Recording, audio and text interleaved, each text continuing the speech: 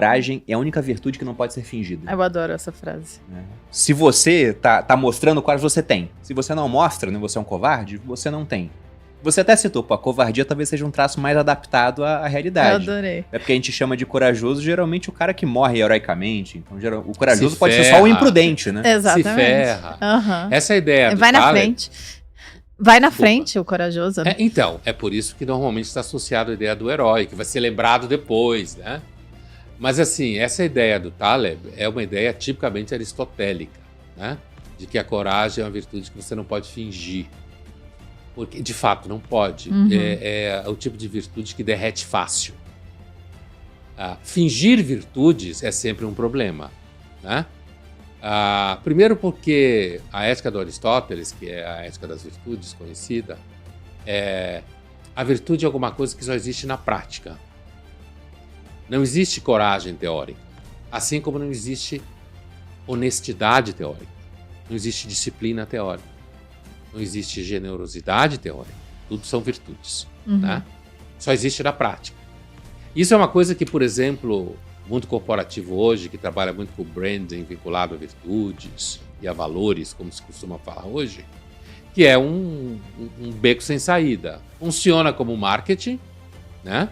Mas, evidentemente, uma pessoa só reconhece uma virtude quando você vê ela em ato. Eu costumo dizer que as virtudes são tímidas, elas não se anunciam. Porque quando ela se anuncia, a pessoa que ouve já desconfia. Porque a virtude é uma ciência, a ética é uma ciência da prática, como diz o Aristóteles, né?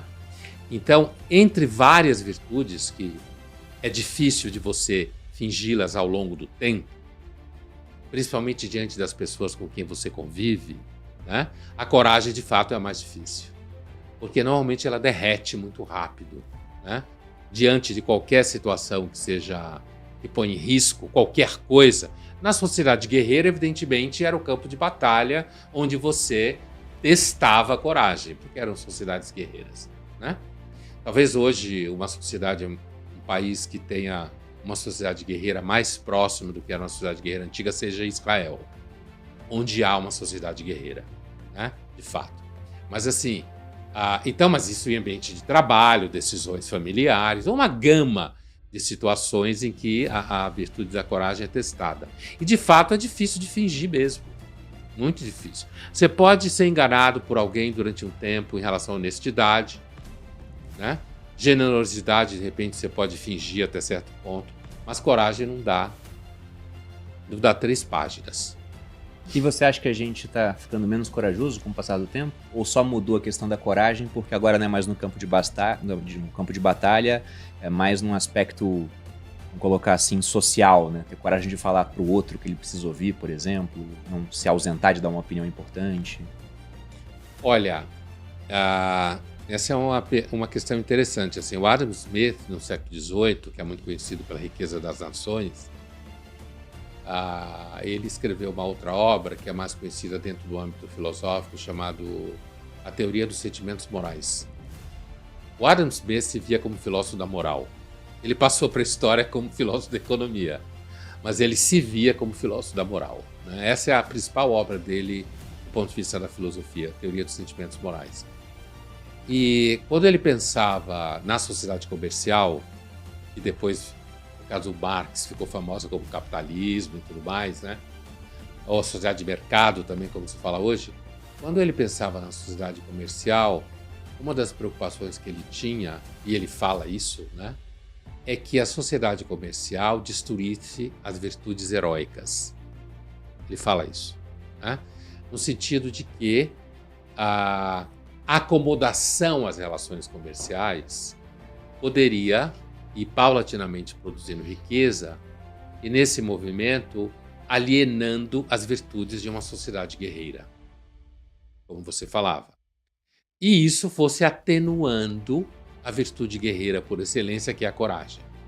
Então, essa suspeita é uma suspeita possível de que, numa sociedade que não é guerreira, a coragem vai perdendo espaço como virtude, né?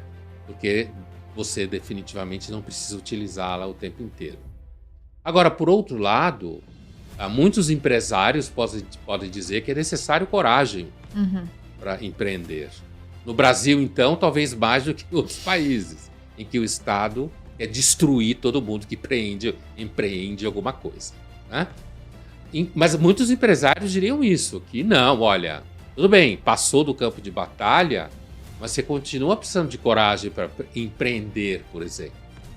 No dia a dia, você continua precisando de coragem para certas relações de trabalho, inclusive, né? Quando você está enfrentando estruturas de poder que podem destruir você, entende? E você pode ou não ter aquela atitude corajosa que, na realidade, a maior parte não tem.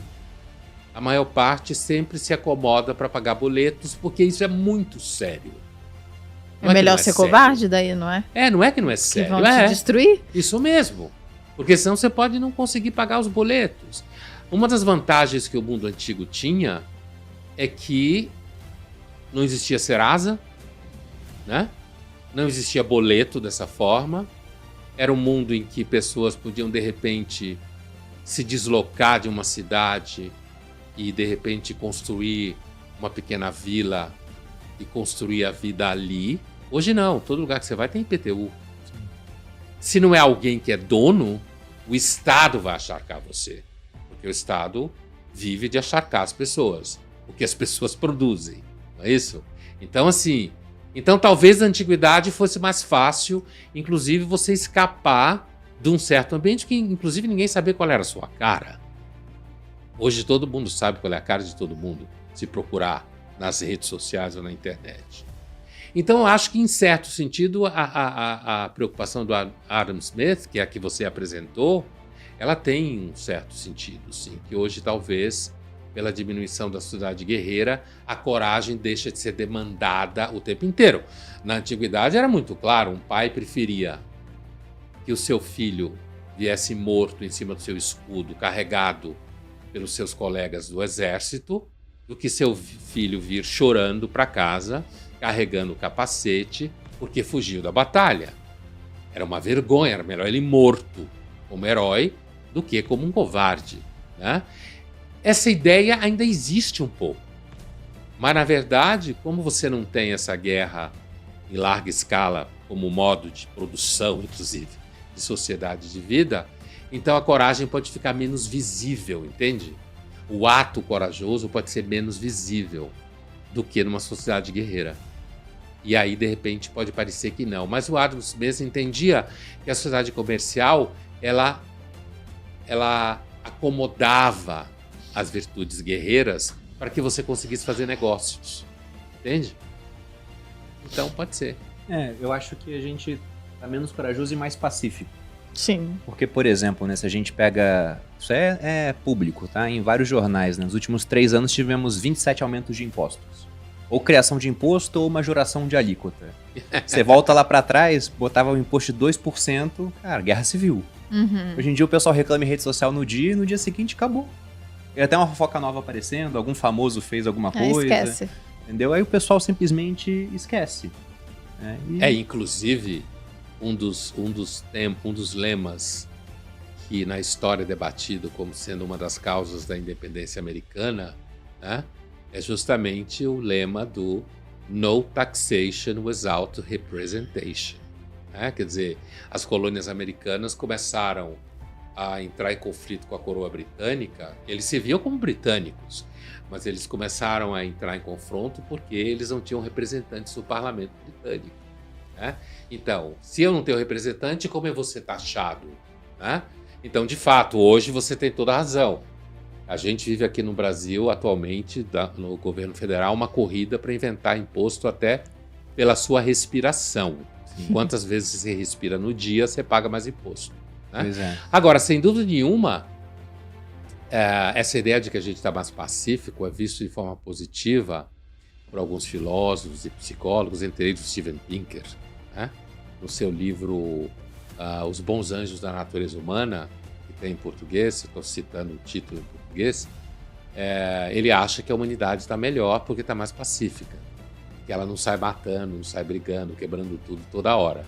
Né? Uhum. A gente está ocupado comprando celular, Sim. vendo Netflix, né? a gente está ocupado tocando a vida nesse sentido. Então, se você tiver um monte de homem, principalmente, lá pelos 18, 19 anos, sem ter o que fazer, eles podem ficar violentos. Aí dá problema. Dá problema. Esse é um ponto mesmo. Eu tava vendo... Na China, né? Não só na China, mas em questões demográficas, né? A China tem esse problema, porque ela é uma população de mais ou menos 45 milhões de homens solteiros. Homens. E não tem como encontrar a contraparte, porque foi fruto da política do filho único. Sim. Né? Foi. E isso é uma Argentina de homens solteiros na China. E o homem solteiro, Não até tem essa uma parte mulher dos pra 30 mandar nele. anos, ele é o cara que faz revolta popular. Porque o casado já obedece um tirano em casa. Então não custa nada obedecer outro fora. Entendeu? Olha lá, você vai apanhar aqui. Não, tudo controlado. Tudo controlado. Ela é uma despota, sabe, esclarecida. Esclarecida, Né? Não vai me né? bater, então. Só- Que nem a Catarina da Rússia. Pois é. Mas assim, isso daí, quer dizer, é essa idade justamente que faz a infantaria, né? Uhum. É essa idade, né? Sim. E o homem solteiro, inclusive, ele é melhor para ir para guerra. Porque não tem nada a perder. Então, isso é sabido mesmo. É. E já quando o cara que tem compromisso, tem filho, está casado, se ele é um sujeito responsável, ele vai pensar 30 vezes antes de tomar determinadas atitudes.